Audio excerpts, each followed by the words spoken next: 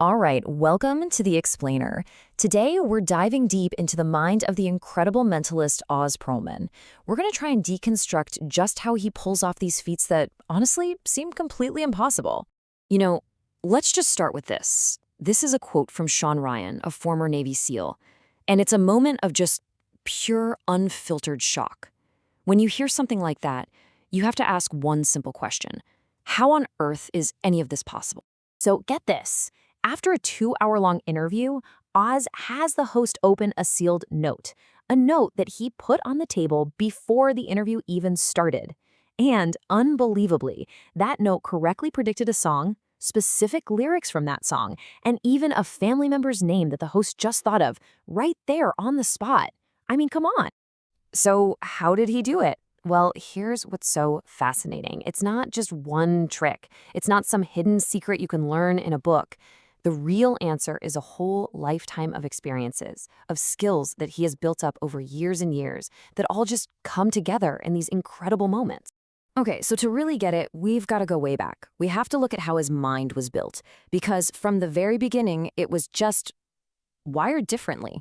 Think about this. By the time he's in second grade, little Oz Pearlman is calculating his mom's grocery bill in his head, tax and everything, faster than the cash register. He calls it a savant-style ability, and it's not something anyone taught him. It was just a game he played with himself. Wild. And this wasn't just about being a human calculator.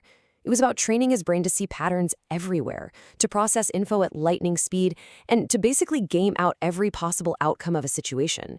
That skill, that's the bedrock, the absolute foundation of everything he does today as a mentalist. But it's not just about the numbers. There's another, much deeper piece to his psychology, and it goes back to his birth. He was born a twin in Israel, right in the middle of a war, and his brother didn't survive. And the crazy part is, he didn't even know any of this until he was 12. And this connection, it runs incredibly deep. It turns out, his parents named him Oz for a very specific reason. It's a Hebrew name that means brave and strong, and they gave it to him because he was the one who survived. He says that single fact created a survivor identity that has literally shaped his entire life. Okay, so you have this unique mind. How does it find its focus? Well, that's where magic, a whole lot of hustle, and learning to deal with rejection come in. So when he's just 13, he sees a magician on a cruise, and he's instantly hooked, like obsessed. But he figures out pretty quick that magic tricks cost a lot of money. So what does he do? He realizes he's got to turn this new hobby into a business, and he's got to do it fast. So there he is, working in restaurants, going from table to table trying to do tricks. And let me tell you, that taught him way more than just magic. It taught him sales. It taught him how to read a room, how to walk up to people who absolutely do not want to be bothered, and somehow, in just a few seconds, win them over. And of course, he faced a ton of rejection, but he developed this mental superpower to deal with it. He created this split in his head. When someone said no, they weren't rejecting him, Oz Pearlman, the person. They were rejecting Oz, the magician. And that little mental trick, it was everything. It protected his confidence and let him keep going, night after night. This way of thinking completely changed how he saw failure. A no wasn't a no. It was just a not yet. The door wasn't locked. It was just jammed. All he had to do was find the right way to open it. So you've got this unique mind, this incredible resilience. How does that all turn into the mind-bending stuff we see today? Well, it all comes down to a really important redefinition of his craft. First things first, Oz is super clear about what he does. He calls it mentalism, or magic of the mind.